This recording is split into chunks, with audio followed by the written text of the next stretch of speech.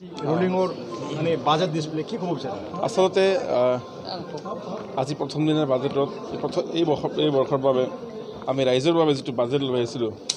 সমগ্ৰ বিটিআৰ অঞ্চলৰ ৰাইজৰ কাৰণে তো আজি প্ৰথম দিনা তেওঁলোকে এটা অভিযোগ আনিছে যে ফাৰ্ষ্ট যিটো কেলেণ্ডাৰ আৰম্ভণিত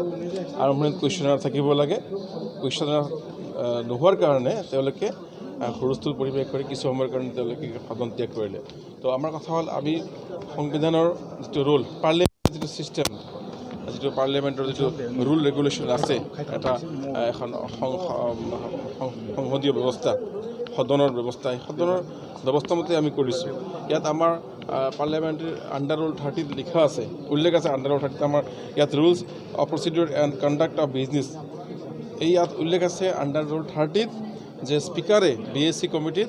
এইটো পাছ কৰি ল'ব পাৰে হয় আমি জানো যে যিকোনো সদনত প্ৰথমতে কুৱেশ্যন এনচাৰ আহে তাৰপিছত অন্যান্য যিবোৰ কেলেণ্ডাৰ সেইবোৰ মানে হয় চলে তেনেকুৱাকৈ কিন্তু ইয়াতে সম্পূৰ্ণৰূপে একেবাৰে ক্লিয়াৰলি মেনশ্যন আছে আণ্ডাৰ 30 ৰুলত যে স্পীকাৰে তেখেতে বিএছচি কমিটিত পাছ কৰি পেলাই তেখেতে সেই কুৱেশ্যনাৰটো চেঞ্জ মানে অলপ ইফাল সিফাল কৰিব পাৰে কিন্তু আমি কুৱেশ্যনাৰটো বাদ দিয়া নাই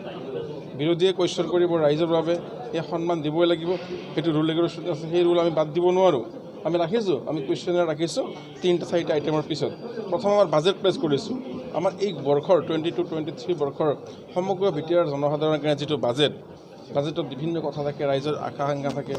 আমাৰ প্লানিং থাকে উন্নয়ন থাকে বহুত কথা জড়িত হৈ থাকে সেইকাৰণে আমি প্ৰথমতে বাজেটটো প্লেচ কৰিছোঁ আমাৰ অনাৰেবল চিফ প্ৰমোদ বড়ো ডাঙৰীয়াই বাজেট প্লেচ কৰি তেখেতে সম্পূৰ্ণ বাজেটটো তেখেতে ৰিড আউট কৰিছে জানিবলৈ দিছে তাৰপিছত আমি কুৱেশ্যনাৰটো আনিছোঁ কুৱেশ্যনাৰত তেওঁলোকে বিভিন্ন কুৱেশ্যন কৰিছে তাৰো তেওঁলোকে উত্তৰ পাইছে গতিকে কুৱেশ্যনাৰটো আগত আৰু বাজেটটো পিছত প্লেচ কৰিব লাগে এইটো এটা তেওঁলোকে ইছ্যু কৰি হুলস্থুলীয়া পৰিৱেশৰ সৃষ্টি কৰি সদনৰ পৰা ওলাই গ'ল তো তেখেতসকলক মই আহ্বান জনাইছোঁ যে এই সদনটো আমি সমগ্ৰ ৰাইজৰ কাৰণে এই সদন আমি ৰাইজক প্ৰতিনিধিত্ব কৰি আছোঁ সমগ্ৰ বিটিআৰৰ ৰাইজৰ গতিকে ইয়াতে পজিটিভ আলোচনা হওক পজিটিভ কথা আলোচনা হ'লে ৰাইজৰ ভাল হ'ব সামগ্ৰিক উন্নয়ন হ'ব কিন্তু ইছ্যুবোৰ পজিটিভ নকৰাকৈ হুলস্থুল পৰিৱেশ সৃষ্টি কৰি সময় এতিয়া ব্যয় কৰি পেলাই ৰাইজৰ একো উপকাৰ নহয় সেইকাৰণে আমি আণ্ডাৰ ৰুল মতে এইটো কৰিছোঁ আৰু যি পাৰ্লিয়ামেণ্টাৰী ছিষ্টেম সেই পাৰ্লিয়ামেণ্টাৰী ছিষ্টেম আমি নালেন ভোট কৰিব নোৱাৰোঁ কুৱেশ্যনাৰত পাৰ্টিচিপেট কৰিছে পিছত তেওঁলোকে কিছু গৈ পেলাই কুৱেশ্যনত পাৰ্টিচিপেট কৰিছে গতিকে মই আহ্বান জনাম তেওঁলোকক